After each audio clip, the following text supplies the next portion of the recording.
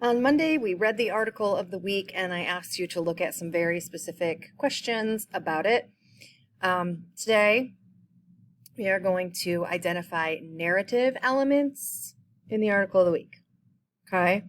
So that will be for today, Wednesday, March 17th. This is just a review of what we already know, but I'm going to review it again. Our essential question for this unit is, how do writers use literary elements to create engaging narratives? Our objectives: 1, I can identify and describe the elements of a narrative. 2, I can write my own narrative about my experiences with a virtual and/or hybrid school this past year. Let me clarify, you are not writing the narrative yet. Don't start it yet. If you have ideas, jot them down so you don't forget them, but you are not writing it yet. Okay? Right now, we're still learning about the elements of narratives. So for today, here are our directions. I want you to reread Monday's article of the week. I have included it at the end of this document. So you're going to go back down here. See, there's the whole article again. Not a very long article. You're going to watch this video as many times as necessary, and we will watch that together in a minute.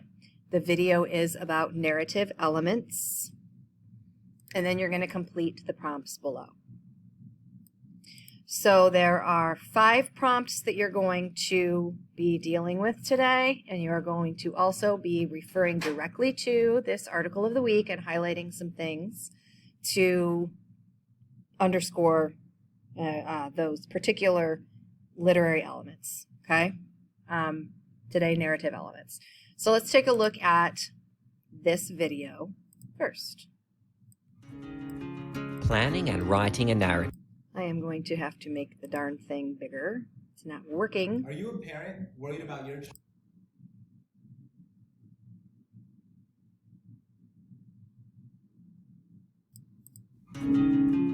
Planning and writing a narrative. Part 1. Structure and story elements. In this video, we are going to learn what a narrative is, the basic structure narratives follow, and the story elements that narratives have. What is a narrative? A narrative is a story. Its purpose is to entertain. Think about stories or narratives that you have read, seen in the movies, or seen on TV. What general structure do they follow? Narratives are all structured in a similar way. They begin with an introduction, often called an orientation. After the orientation is the problem, and then the solution. This chart shows how the excitement in a narrative builds as the story progresses. Let's look at each of these in a bit more detail, starting with the orientation. The orientation serves a very important purpose in a narrative. It introduces the reader to the characters in the story and the setting. The setting is the where and the when of the story. Perhaps the story is about some friends exploring a futuristic city, or maybe the story is a tale of an adventurer who is exploring the high seas on a sailing boat. After the orientation comes the problem, which is sometimes referred to as the complication. The problem is the most exciting part of the narrative. It's where something goes wrong for our main characters. Perhaps someone gets lost in the city with no way to get home. Or maybe the adventurer's sailing boat hits a reef and begins to sink. After the problem comes the solution. This is where the writer solves the problem. What quick thinking will help our character who is lost find their way back to their family? Or what will our adventurer do to escape his life and death situation? We usually separate the orientation, the problem, and the solution into their own paragraphs as a way to organize our writing. And if the narrative is quite long, the writer will use more paragraphs. This is the basic structure of a narrative.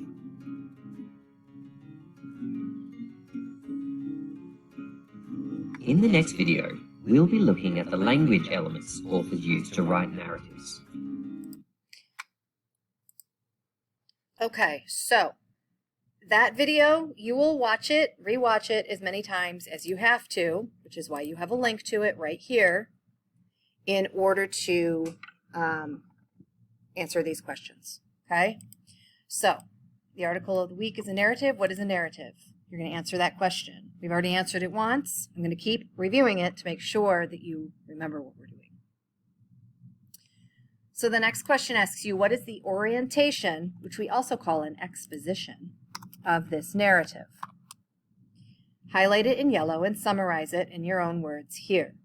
So you're going to go down here and you are going to find whatever piece of this you think is the orientation, and you're going to highlight it in yellow. You can go up here to highlight it. Okay? I did not just highlight, I just randomly highlighted something. So please don't just go highlight what I just highlighted. So you're going to highlight that orientation, and you are going to summarize it in your own words here. Summarize. We really need to clarify this, you guys, because you guys are still copying and pasting things directly from other sources. And you think I don't notice, but I do. So you are not going to just copy and paste it right here. You are going to, in your own words, tell me the most important details in that orientation. First this happens, then that happens, then that happens. Done. Like, you can write this in 1 or 2 sentences. All right? Your own words. Nobody else's. No copying and pasting. Describe the setting of this narrative. Where and when does it take place? In your own words. Do not copy and paste something from the text. 4, describe the problem, also we call it the conflict, in this narrative. Highlight evidence of it in the text in green. So you're going to go back to the text and you're going to find parts where he talks about problem, the conflicts. You may see multiple examples of this. So I'm just going to randomly highlight something in green, okay? I'm randomly highlighting this just to show you what you're going to do. So I unhighlight that, and then I go back up here, and I am going to, in my own words, describe the problem or conflict, okay? I am not going to copy and paste sections of the article and paste them here. I am going to, in my own words, make a list of the problems that I found the narrator talked about. Finally, 5th, in your own words, summarize the solution. We also sometimes call that the resolution in this narrative, and highlight the solution in light blue. So you go down here, it'll probably be somewhere near the end since it is the solution. You're going to highlight whatever you think that is,